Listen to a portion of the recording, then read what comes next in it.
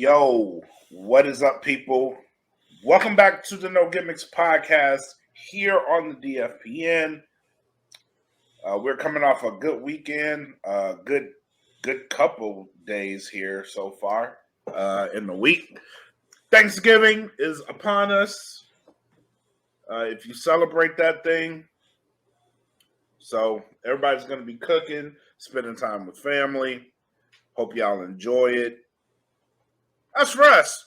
We got you another great episode. Before we get into it, let's go over our sponsors. Shout out to the Plugs Earbuds, www.gettheplugs.com. Also, Fiverr. Shout out to them as well. Shout out to the DF Patreon. We got a whole bunch of new stuff coming. 2 new podcasts on the way. They will be making their debuts here on the Patreon shortly. So we just worked out logos for one, intros for the other. So we're moving along fast. So if you are a part of our Patreon, you have 2 new shows coming to the Patreon. For everybody else, they'll be a part of our new season. So if you want to get in tune with those guys now, join the Patreon. Again, www.patreon.com/DatFelon Shout out to our Dat Felon family over at Bandcamp. datfelon.bandcamp.com. New music coming from everybody, so make sure you go tune into that. And also go to spring.com, search Dat Felon Podcast, get you some gear. To my co-host, the fabulous one, Frankie D. What's up, man? What's up? I don't know, man. It's been a rough little go of it, bro. Rough go. Absolutely. So we'll just basically start to show off. You know, we sometimes we have a format that we go by. We go by this, we go by that. But I'm just going to start to show off right now with talking about the untimely passing of Jason David Frank, who was he was a big part of my childhood growing up. I was a huge fan of the Mighty Morphin Power Rangers back in the day. Oh yeah, me too. And, yeah, me too. I mean, who wasn't, right? Right. So to wake up, you know, I just gotten off work on Sunday morning, and I get in the house or whatever, and I'm chilling, and I'm scrolling through the Facebook, and all of a sudden I'm seeing stuff, and it was actually one of the guys, a mutual friend of ours, Tobias, had posted saying basically, I hope this isn't true, but I'm reading this and I'm like, what, you know, like what the fuck, right? So Right. I'm going around searching all over Yahoo. I'm searching everywhere. Went on TMZ to try to find a story. I couldn't find it there, so I'm like, what's the deal? So then I go to hoaxes, you know, just type in hoaxes.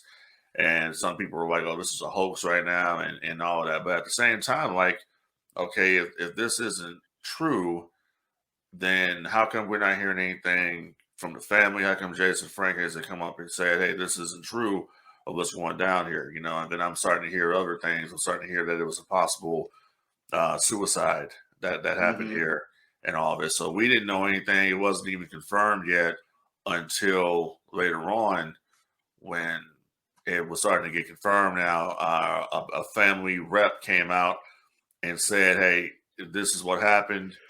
Actually, she didn't say what happened. She just basically said that give the family their privacy so they can try to, you know, basically process the information, you know, process what's going on here, you know. So then later on, the story gets picked up by TMZ and everything starts to come out. Then, you know, several different actors from the Power Rangers TV show started coming out and they're, you know, having their tributes. I know Austin St. John, who was a Red Ranger, came out and said one. And I liked his because he kept it 100. He said, you know, we weren't best friends, we weren't drinking buddies, but you know, once a Ranger, always a Ranger, and all that. And Walter Jones came out.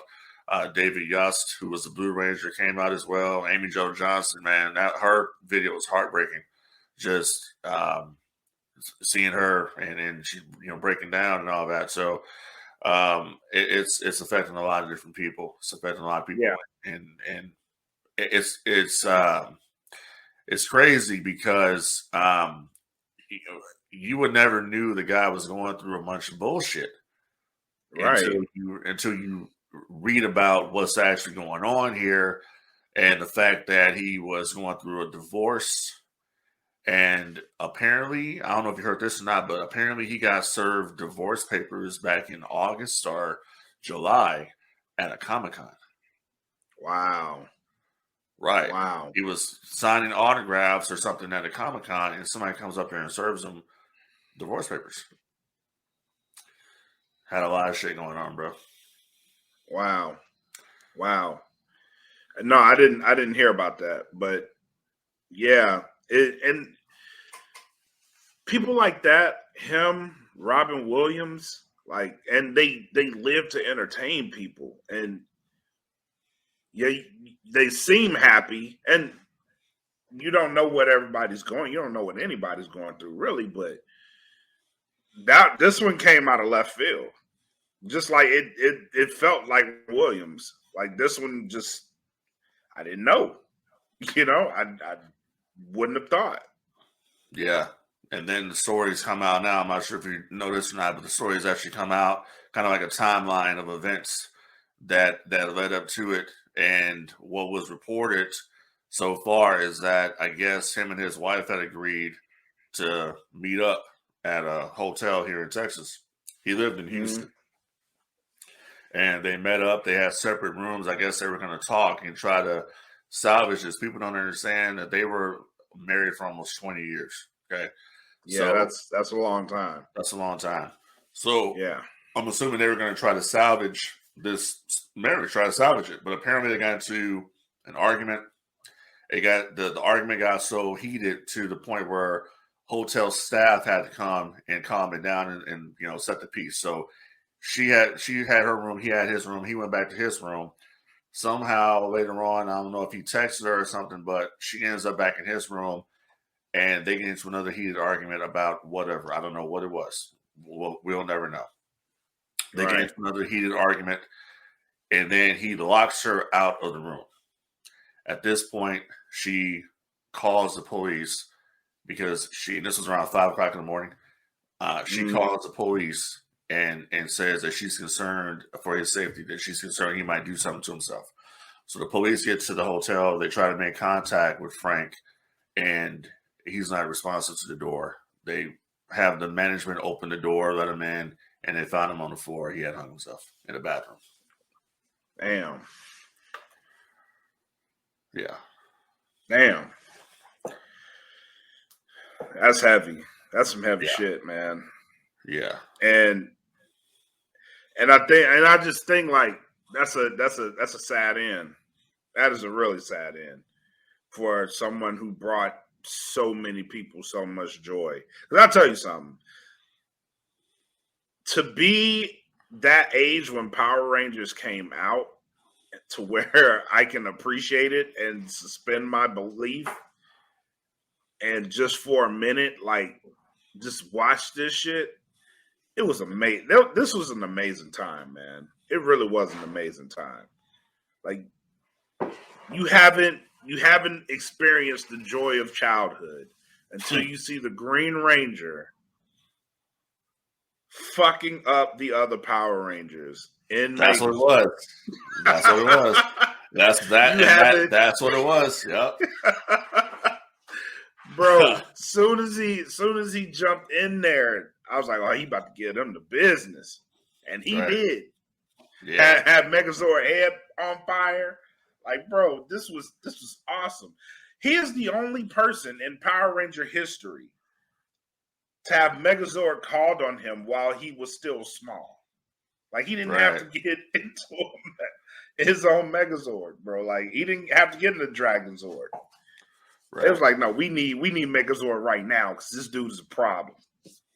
Yeah, no, it's funny because I was actually just watching Green with Evil, the Power Rangers, the episodes. Green with Evil was a 5-parter that where we got introduced to Jason playing the role of Tommy Oliver, and just how he was, this nice guy in the beginning, and then Rita Repulsa puts a spell on him, and then all of a sudden he's just a complete asshole, and Kimberly's up there, and he's up there talking shit to her, and it was so well done. He played the character. Oh, yeah. It was only supposed to be it was only supposed to be temporary. That character wasn't supposed to last other than what they had for him, but they kept finding ways to bring him back. They had him as a Power Ranger, and then they did the episode. It was the green candle ran out, and they took his powers, and then they were like, no, the kids were like, they were getting like fan letters from Fox talking about my kids won't eat because the time is on the show. So that's pain, bro. Yeah, exactly. So they pain. This stuff, and they brought him back again, and then they just kept. I mean, they kept tweaking the Green Ranger as long as they could. They were like, "Oh, we'll now have we can turn this into the White Ranger." So they did the White Ranger, and then for the White Ranger, they went to Power Ranger Zeo, and then he became the Red Zeo Ranger. And at that point, I have to admit, at Turbo, he did the Turbo as well, Power Rangers Turbo. Mm-hmm. I tuned out on Turbo because they had that kid, Justin, played by Blake Foster. Blake Foster put out a thing the other day, too, on Instagram about Jason. It was sad to read. But they had him as a Power Ranger, had him morphing, and then he would get, becoming a full-size adult. I'm like, oh, fuck this, dude. I'm like, I was done. I stuck around. I stuck around until they were like dinosaur. That dinosaur one. Yeah. Like, well, what they something they actually so around that time actually it's kind of funny because the time that I tuned out there, okay, that's when this right here was created. Yeah. And I think I tuned out around the same time. Yeah, so I tuned in over there to see what was going on with that, and I never went back there, but I kept up. I actually. They did an episode, one of the best episodes ever of Power Rangers. It was called Forever Red, and it was on Power Rangers in Space. It featured all the Red Rangers, and it had basically Jason Frank was on there. He came back as the Red Zeo Ranger, and then you had Austin St. John come back as the original Red Ranger. They had them all one fucking episode. It was. I think I've seen that episode. Honestly, I think I did. Yeah, it was. But excellent. Yeah, that's some shit. Oh, Green Ranger. He came back as he once again came back as Tommy Oliver again. He came back later on. It was, and I actually watched the entire season of this. It was Power Rangers Dino Thunder, and he. I remember that too. Yeah, he came back as Tommy once again, revived the role, and it was he was just doing the same on there. It was very good season of Power Rangers, and then he came back. Him and Amy Jo Johnson came back.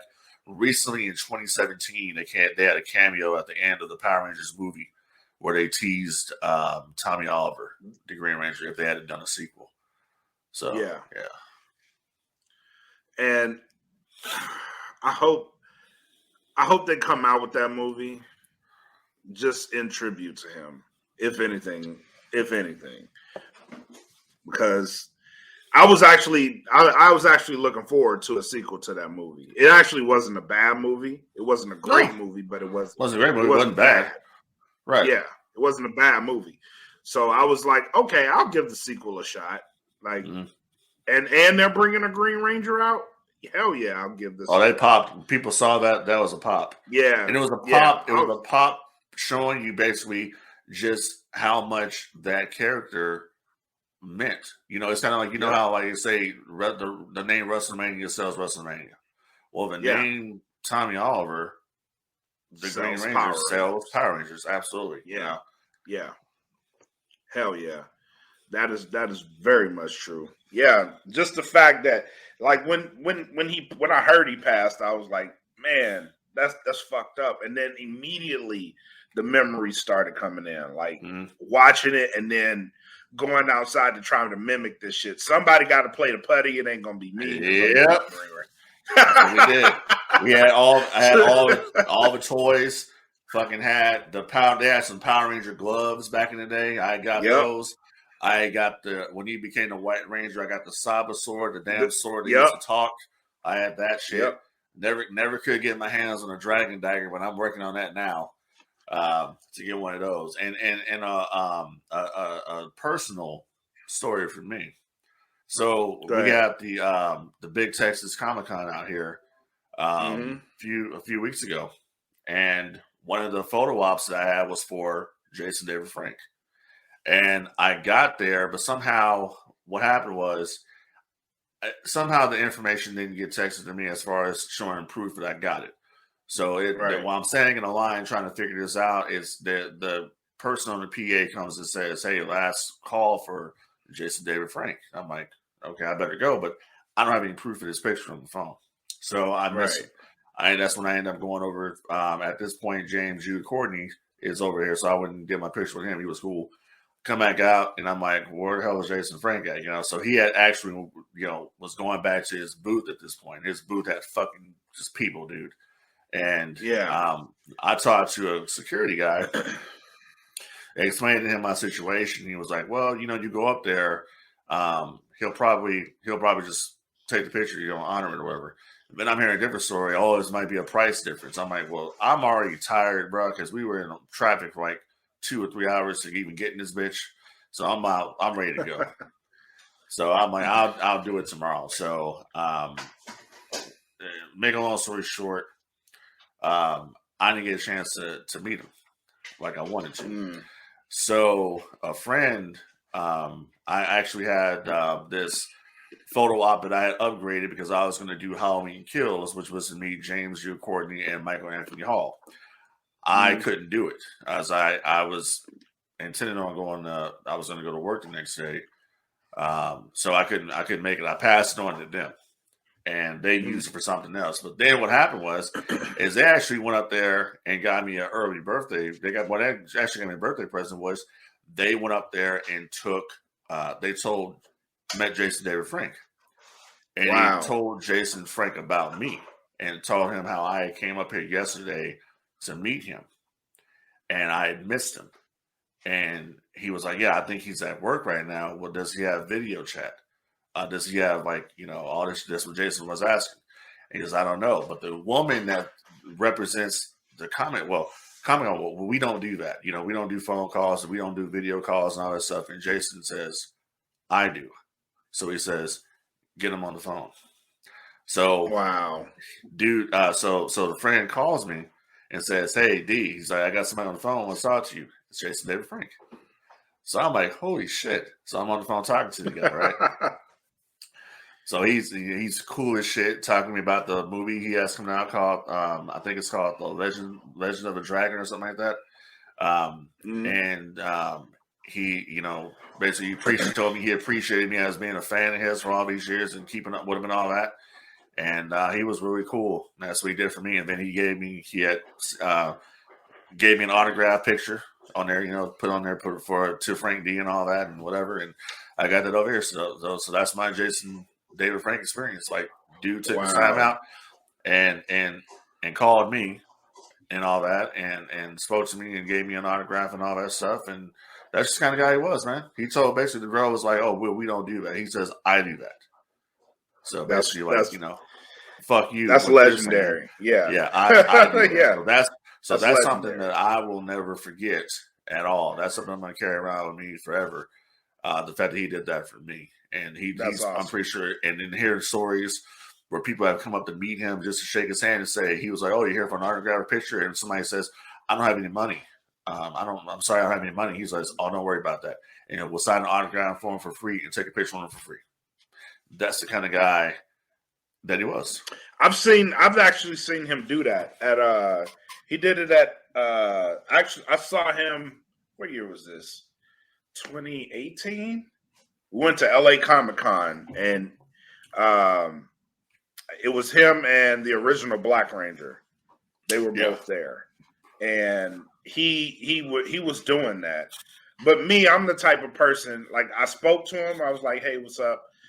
I spoke to him and I didn't ask for nothing because I'm just like I'm weird with celebrities. Like I'm like, you have your life, you're living it. I know you're busy. Like I'm not gonna bother you. I'm that type of person. Like you're just living life, man. Like go on about your day. Like I've done that with countless people, and he was one of them. I spoke, make sure I was nice, keep it pushing. I know you're busy, but I did see him like take time out to like. People didn't pay. He's getting autographs. Like he's giving them He autographs. took the time out to talk to everybody. I saw that myself. If a fan was interested in him, like he would give them his time, and I thought that was cool as fuck. Honestly, I really did think that was some cool shit. Yeah, he is a real cool. Like if you know, that's the type of celebrity you want to be. Is one of them dudes like that. You know what I mean? Just a very humble guy. Just that guy was a Power Rangers. I mean, period.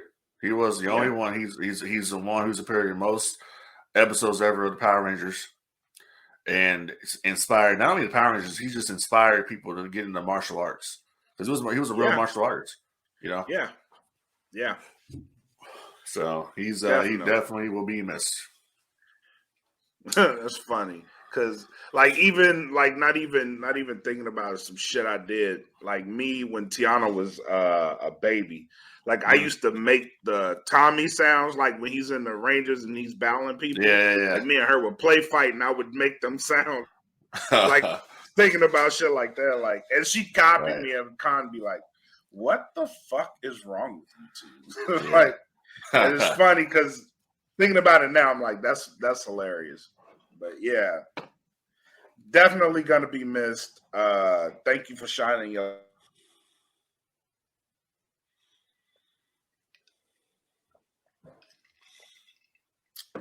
All right.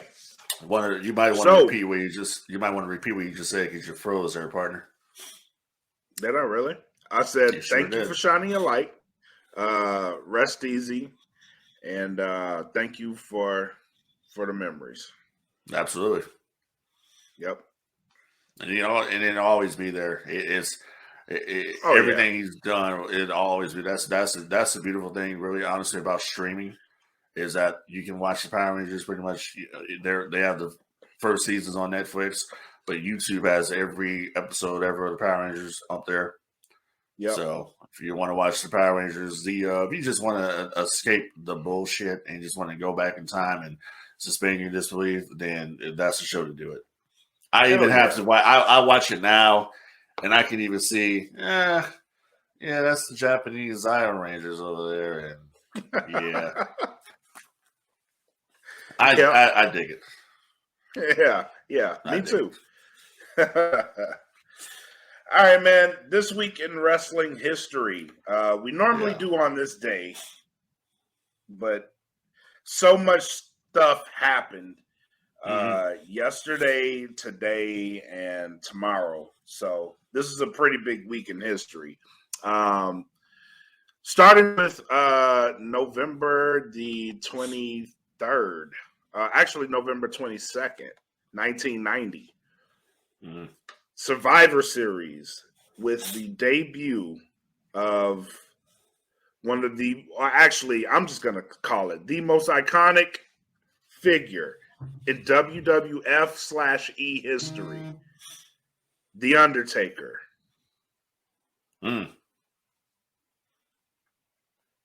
Debuted that night.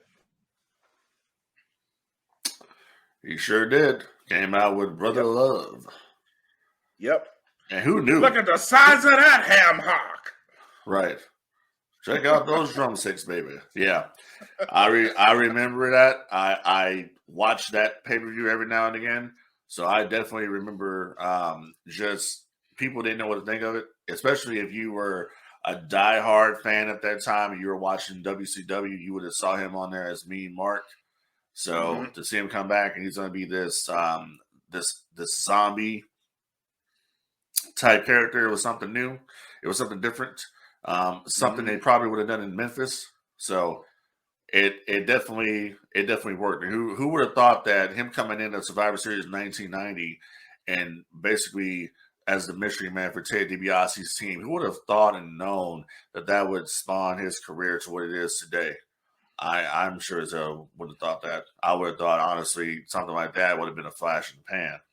Yeah, 2 months tops. But he Right. made it a career. and then a year later to go on to Survivor Series 91 as a rookie. Still, you're in the main event with Hulk Hogan. You're wrestling for the WWF Championship, and you beat him, which is You no beat one the beat man Hogan in the era, right? Yeah, No one beat Hogan in that era. Only Hogan only lost to a couple of people. You can put your name on that list as somebody that you beat the Hulkster in that era of Hulkamania. I think the only time you ever done that before was with White Warrior. Yeah. You beat Hogan in the era of Hulkamania. Right. Yep. For the strike. Well. It was the era of Hulkamania, but it's arguable. Hulkamania was kind of winding down at this point. This was like November '91, so it was definitely on his last legs in the WWF, and then we all know what happened later on when he got to WCW. The reason why the turn was made, but at this point, Hogan still has some juice, and to beat Hogan at this time when Hogan wasn't really jobbing anyone, and that includes Randy Savage, who we never jobbed to, which is crazy. That shows you. Yeah, this is true. Also on this day in history, the first ever today is the 39th anniversary of the first Starrcade. Yeah. And I believe that was headlined by Ric Flair versus Harley Race for the World Heavyweight Championship. And I think it was in Greensboro, the Greensboro Coliseum. Yes. And that was the old Jim Crockett Promotions. That was a show. That was a show to be on. Before there was WrestleMania, there was Starrcade. And yes, it's just Vince just took that idea and Vince ran with it and created WrestleMania. Now imagine if Crockett had followed the steps that McMahon took for WrestleMania. How big would Starrcade have been on there? And I'm really surprised at this point too. And maybe that'll change, in the coming year. That'll change, because Triple H being a traditionalist that he is. Maybe they'll dust off the Starrcade name and actually put that as one of the pay-per-views for the premium events. I hope so. I would love to see that come back as a premium event, just its own event, not like a NXT version of it. That's what I mean. I'd love to see it. Yeah, like Halloween Havoc. Halloween Havoc should be on the main roster. It should be a main roster show. Agreed. And I think he knows that. With them bringing the War Games to the main roster, I think War Games now is going to be a main roster. That's going to be a main roster match. I understand moving forward. Right. So because they need new footage for War Games. The only footage they have is for people who aren't even in the company anymore. Right. So, but let me ask you this question: is it really War Games that there's no ceiling on top of the cage? No, it's not really War Games. No, it's a double steel cage. It's a double steel cage. Yeah, the only authentic, if to be honest about it, the only authentic War Games match is Blood and Guts in AEW. No, I agree. Yeah, I agree. But that's what War Games was. Right. 4 sides of steel. Yep. Well, 5 with the ceiling. Mm-hmm. But yeah, you're surrounded by steel. And the match beyond. Mm-hmm. Yep. Damn shame that Cody's not there at this time right now, because Cody would be perfect to step into his father's creation and been on the team versus the bloodline. But we'll see. Injury. I don't think Cody's coming back to a Rumble. Unless, because we've heard nothing about how his recovery is going, unless it's going super well and he's on some John Cena energy and that shit healed like Wolverine and he can get back in there, I don't expect him back at Survivor Series. Well, you know what? Speaking of the Rumble, there's speculation that we actually talked about this here on the podcast a few weeks ago. There's actually speculation right now that The Rock could be returning at the Rumble. Yeah. And we talked about this, and we kind of said it would make obvious it would be obvious for him to show up there because that's the only way you wrestle Roman Reigns is you have to be the winner of the Royal Rumble to go on. Yep. So unless Roman Reigns drops one of the championships, then the obvious I don't see that happening. Me either. And the obvious decision would be he's going to have to wrestle. He's going to have to wrestle the winner of the Rumble. Which if The Rock comes out at the Rumble, that we're gonna be there live. Alamo Dome is gonna fucking blow they're gonna blow the roof off that place. It's gonna lose its collective shit. Me included. Yeah. Yep. Me included. You want to see a mark out? Let him walk out. At number 30. Yeah.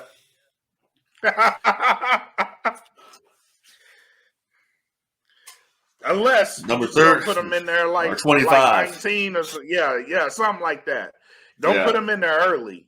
But if you're gonna put them in there like 28, 29, 30. Those are your numbers. You know what I mean? Let him rumble around a little bit, get his feet wet, get the rust off,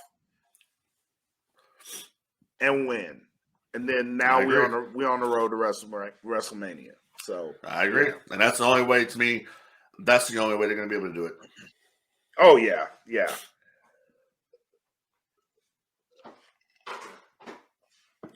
I agree.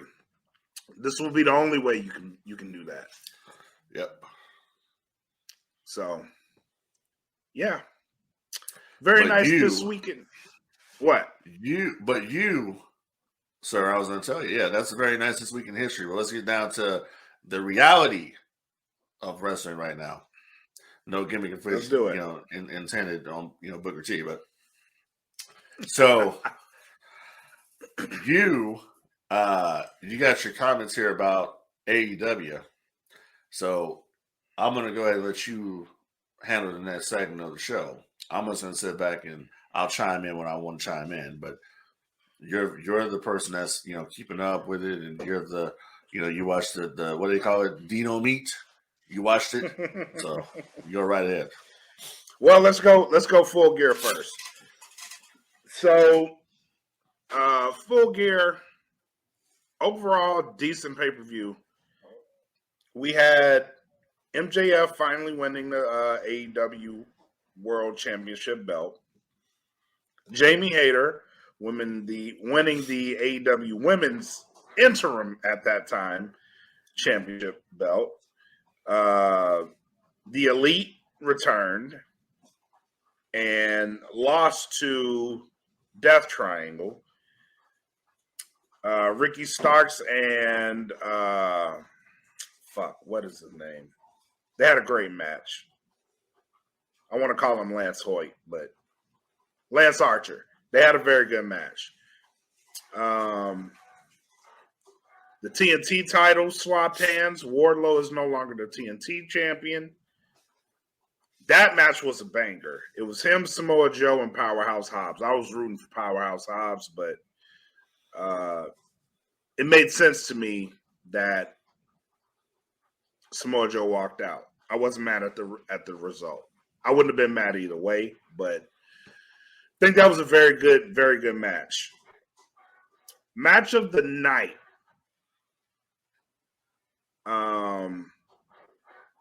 Who did they open up with? Because I thought the opener was the match of the night.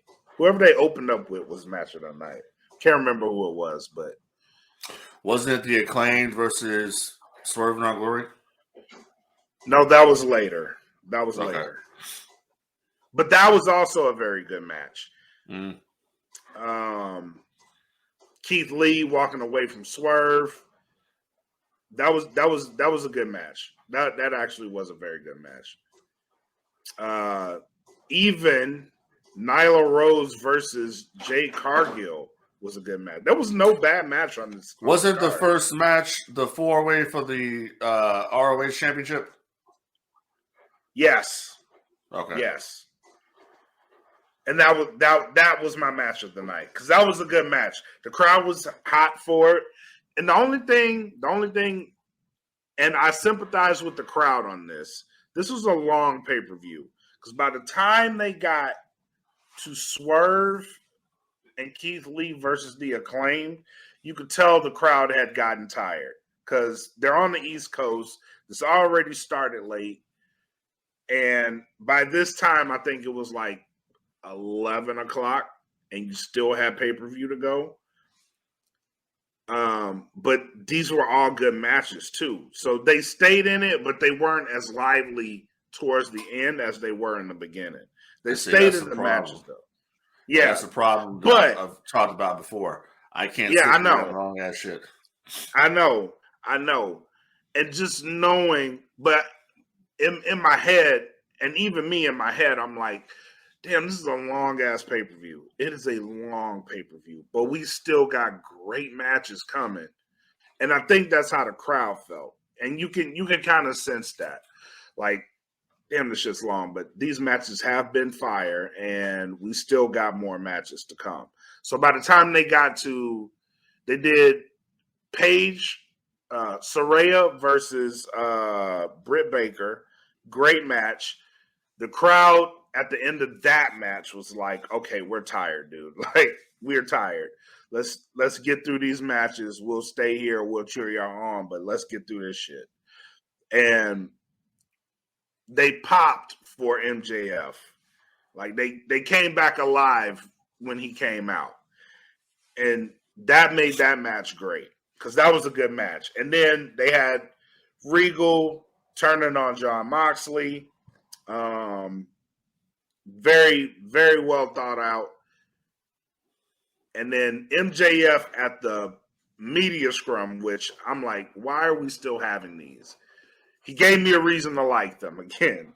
He comes in guns blazing, goes off, walks out. I was like, okay. And then the rest of the media scrum was good too. So coming back from that to Dynamite, we saw a little bit of continuation. On Dynamite, what we did get on Dynamite tonight was we didn't get Saraya, but we got Britt Baker and Jamie Hayter. They planted the seed for that. Swerve and Keith Lee looks like they're going to be going into a feud. Or either they're going into a feud or we may see a heel turn from Keith Lee. Either or. I think Keith Lee is the babyface of this. Swerve is the heel. Right. But we may be getting something out of that.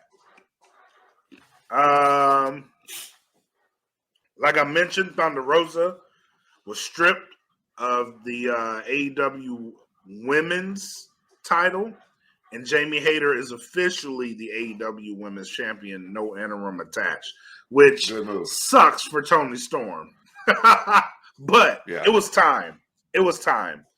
No, that interim shit is stupid. WWE never does. Yeah, it was time. Champion. It was time. Like, she's not coming back anytime soon. And he put that, and Tony, that's one of the times where Khan actually did listen to the fans.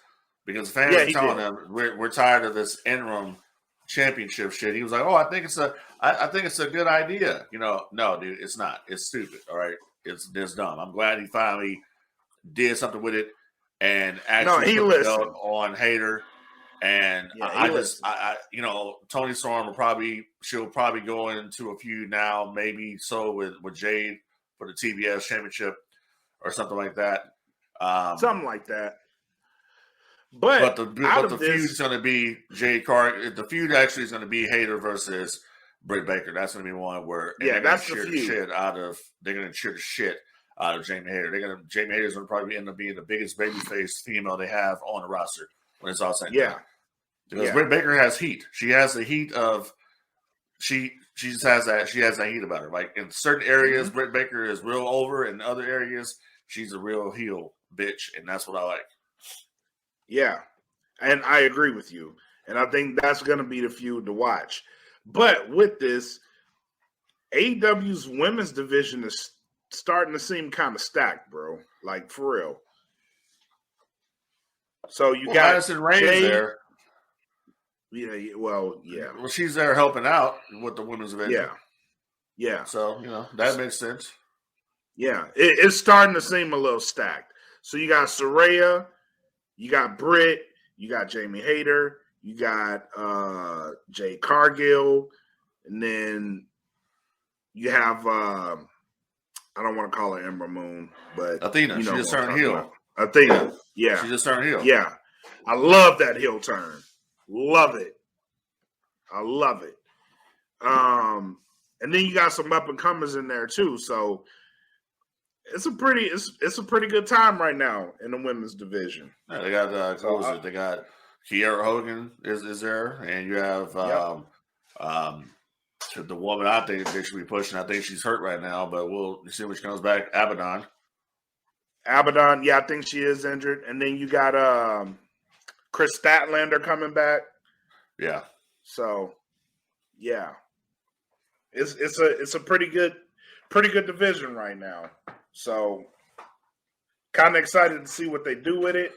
You got some pretty good feuds in there that you can make, and you can make some good money with it. So what was the follow-up to the Regal assisting MJF? So that started Dynamite, and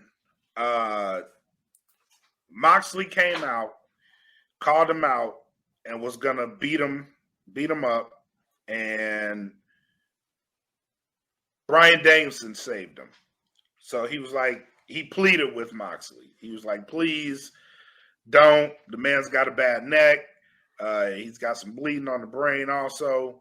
Like, this. And then he put, it was really a heavy segment. He was like, my dad had the same struggles as you. And when I had to figure out how to love my dad, this man was here for me. Please don't beat him up. You know what I mean? He was like, imagine someone teaching your daughter how to love you through. That's what he means to me. Please don't beat him up. So as much as Moxley wanted to beat him up, he was like, run far away and never come back. And so there's a lot more on the table with that. So what did Regal do? He ran away? Yeah, he walked off. So what do you think is the outcome here? Because it's not obviously the Blackpool Combat Club is still a thing. But how do you have the Blackpool Combat Club without Regal? Yeah, exactly. But obviously Regal's still in the group. But he has to explain why he did what he did. Right. We didn't get an explanation. We got a near beatdown and a walk-off. So,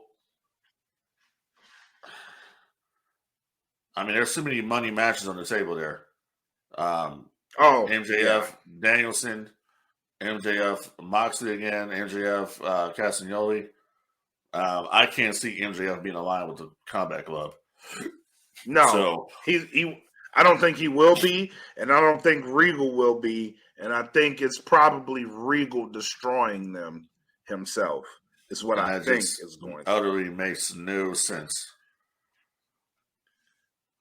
It makes no sense. Like Stevie Wonder could have seen that swerve coming with Regal, but it just doesn't make any sense. Well, yeah, because the seed was planted for that weeks in advance. But I also think the seed is planted for this to happen too. I think the seed is planted for Danielson to turn. Danielson never turned. I think so. He never turned face.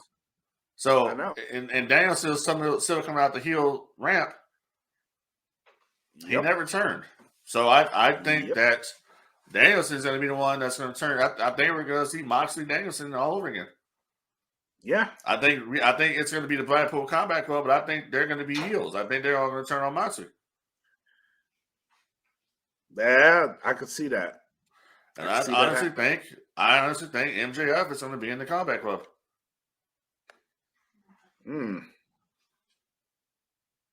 With no Moxley. with no Moxley. Moxley has to now find a new group to go up against the group he was once a part of. Who do you got? You got Eddie Kingston there. You have what's his face from Pride and Powerful. What's his name? The dude that's one right now. Ortiz. Yeah. You got him. You get another guy. Go up against Combat Club. Yeah. I think they're going to be heels. Because obviously MJF, he's not affiliated with the firm anymore. And you could take a Lee Moriarty out of there. I don't know. Lee Moriarty is kind of missing me with that hair. He can go, though. Yeah, but he's kind of missing with that hair. I honestly, what I would have done is I would have took W. Morrissey and just put him as MJF's new bodyguard. That's what I would have done. I would have done that too. He would have more just been exposure. Yep, been out there with him. This is my bodyguard, basically replacing Wardlow, what Wardlow used to do, and put him in there. And also when it comes down to the ROH situation, right? Why is it that Jericho's faced all these former world champions from Ring of Honor, but he has not yet faced Jay Lethal? Him and Jay were, I guess, almost in a situation with each other, like team, I think. Okay. And I think that's why they didn't go there. Plus, he's a heel, and most of the people that he's facing are faces. Like Claudio, face. Well, Daniel Bryan at this point is a tweener. Who? He's not. He's neither. Who? Bryan Danielson. Oh, Bryan Danielson. Yeah, fuck you.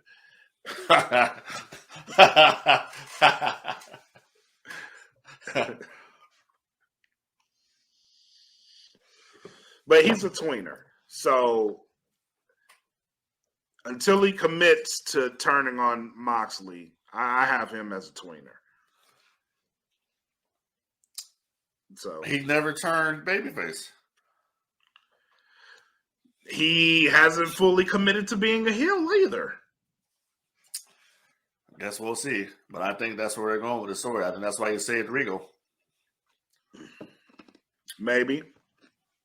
So I think they're going to, Regal's going to be obviously moving forward. Regal's going to have some association with MJF.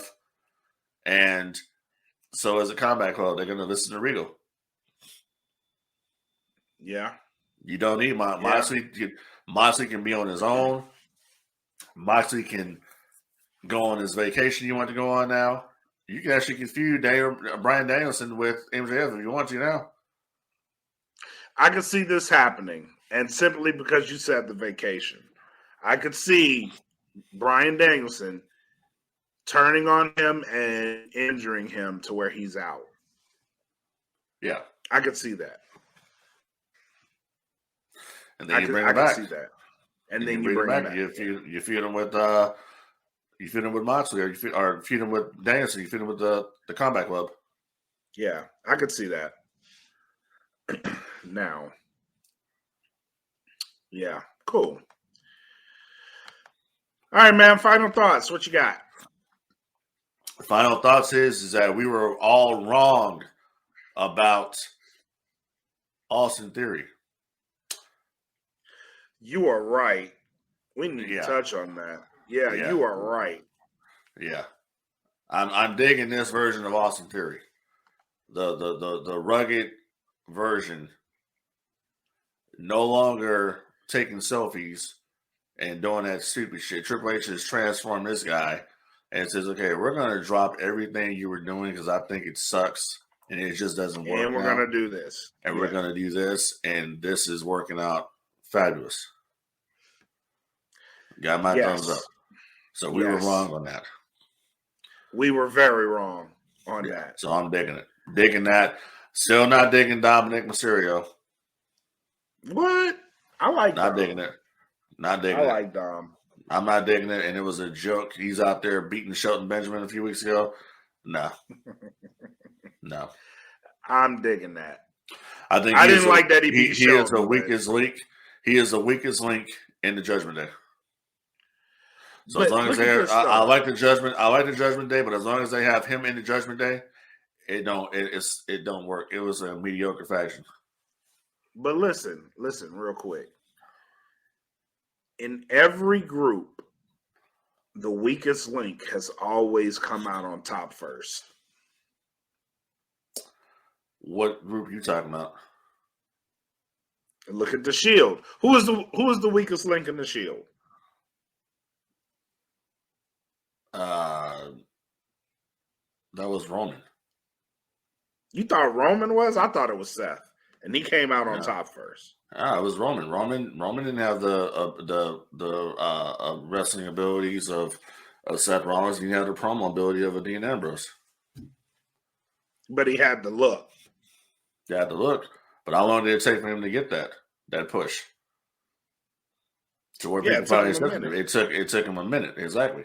After how many failed WrestleMania main events, to the point where now he finally found something that worked. And how did it work? It pretty much worked with them kind of copying kind of The Rock back in the day. Mm-hmm.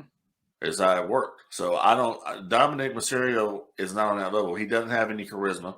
He doesn't have the same charisma as his father. He doesn't have the same wrestling abilities as his father or anybody who should be on the main roster. He's somebody who should be in NXT. Period. I think Dom's getting way better. That's just. I don't think he's getting way better. I'm not going. He's pushed on the main roster. When you got people that started off like Adam Cole, okay, Adam Cole and all these different cats that started off in NXT in developmental, but yeah, you have this guy get pushed in the main roster. That shows you right there some bullshit with the system.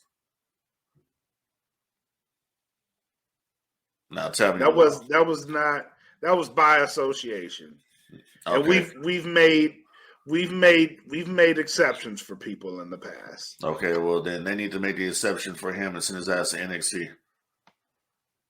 So that should let him go down there and learn how to wrestle. Now that it's a thing, a thing, yes. But there are plenty of people in Dom's shoes who didn't have the benefit of an NXT and went on to lead great careers. He's not on that level, dude. He's not. I look at him right now. He's fucking Eric Watts. Wow.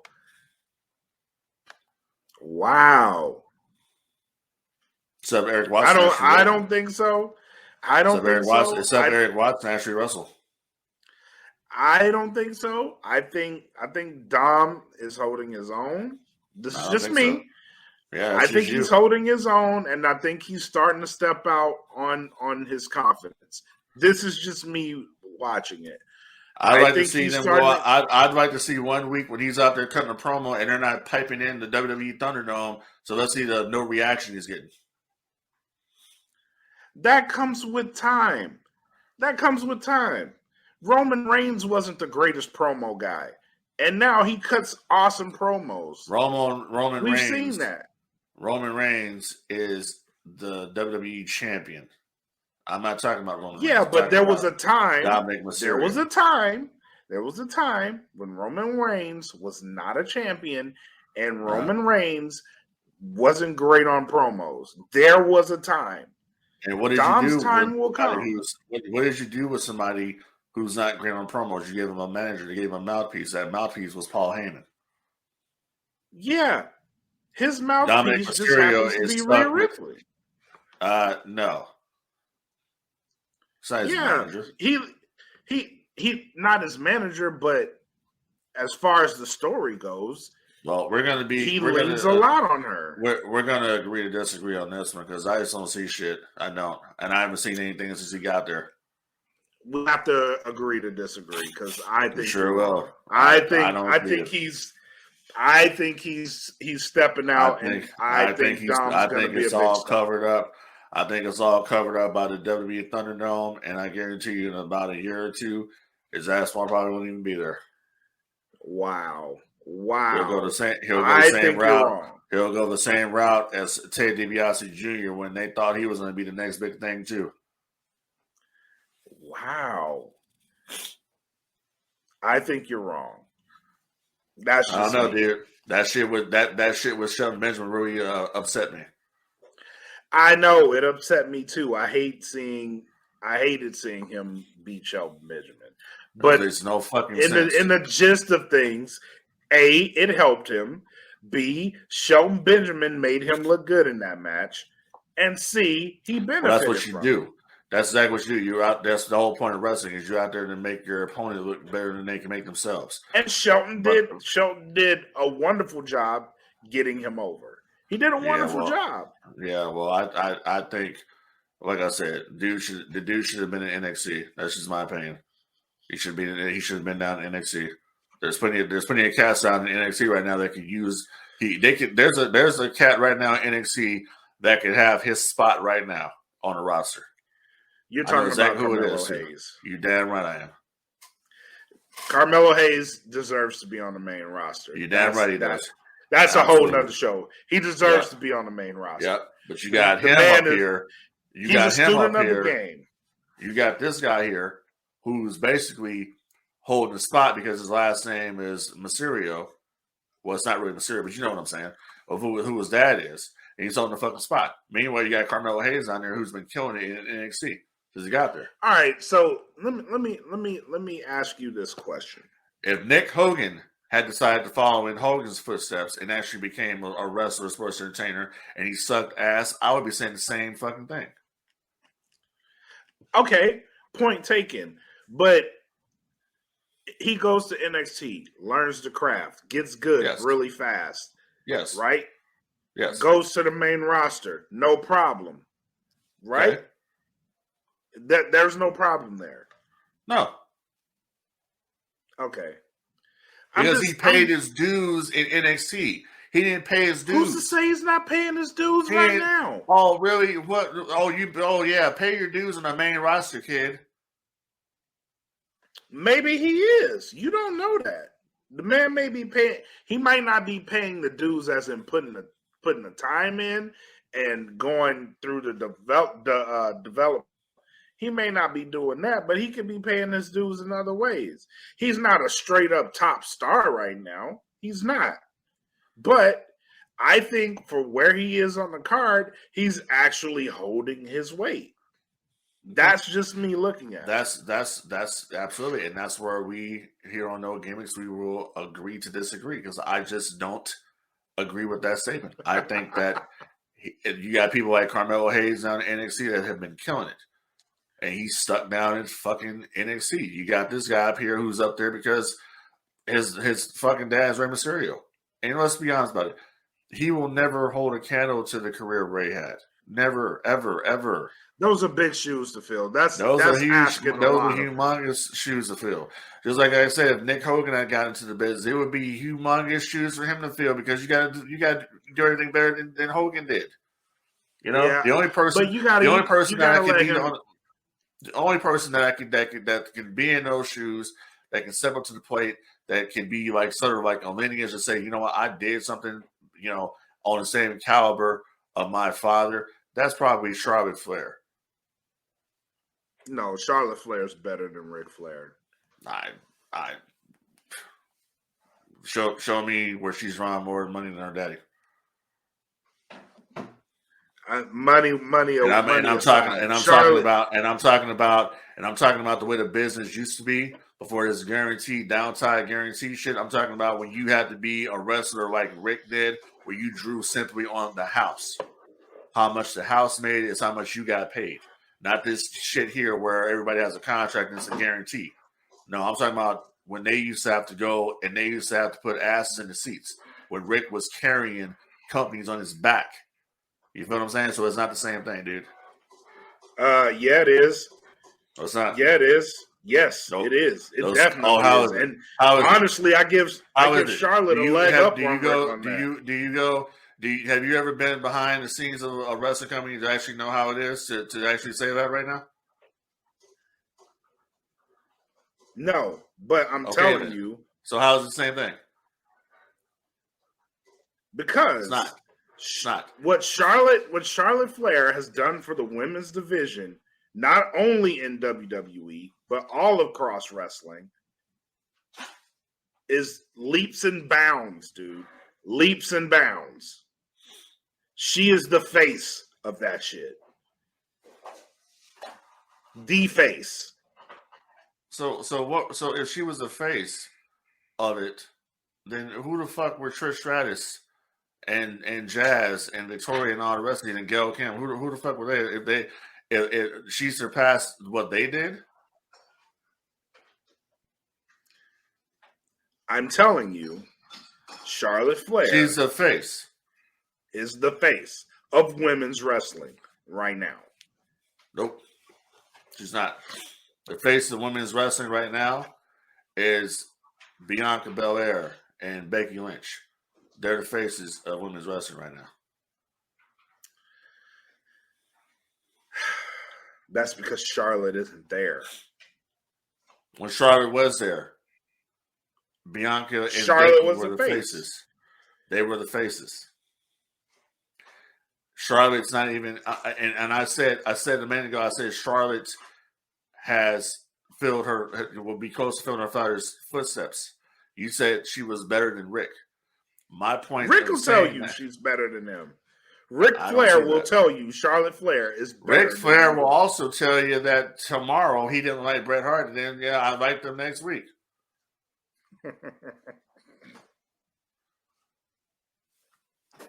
Okay. That's like me. Again, that's like me saying some bullshit and saying, "Oh man, you know what? Damn it! Hey, that Buff Bagwell, that dude should have been a world heavyweight champion. You see that how I can lie and that's bullshit. Bullshit. Okay. All right. Now, what I will say is this. I'd like to see Dominic get better in the ring. I want to see the match between him and his daddy. But I don't want to see him in a situation where his daddy has to carry the whole fucking match because he don't know what he's doing. That's what I'm saying. Is that match going to be big time when they do it? Absolutely. Father versus son? Yes, that's going to be tremendous when they do it. Absolutely. But and I like the Judgment Day. But at the same time, dude, he's the weakest link in the Judgment Day. He's like the Virgil of the Judgment Day. God damn. That's harsh. Yeah, I know. We'll have to revisit this conversation later. That damn right, we'll have to revisit it. No, I take that back. Dominic's not lonely, so I'll take that back. Now, if it was a situation where he was actually, and this was a shoot, and then he was actually, getting in between those cheeks of Rhea Ripley, and that's a different story. You know what I mean? If he was actually, but it's sports entertainment. Yeah, you're right. You're right about that. That'd be a different story. Yeah. But other than that, I got nothing else. We'll definitely have to revisit this. We'll have to revisit this discussion here. Yeah, because we need to really analyze. I mean, they could have gave Dom the LWO. You know what I mean? That would have been better. Hey Dom, you're gonna leave the LWO. You're gonna force your father to wear a t-shirt. Something like that. Wow. Not have him out there. Not have him out there trying to be some gothic fucking vampire or whatever the fuck they're doing with the Judgment Day. All right. He could have just basically said, hey, listen, you're going to be the leader of the LWO. You're going to have to try to recruit your father. We're going to rehash this whole angle we did in WCW with Eddie and Ray. You could have done that. Yeah, that's true. But not Or a having version of that. Exactly. Not having come out there being a vampire. All right. I'll agree with you there. And on that note, I have nothing else. I got nothing else either, so I got 2 words for you.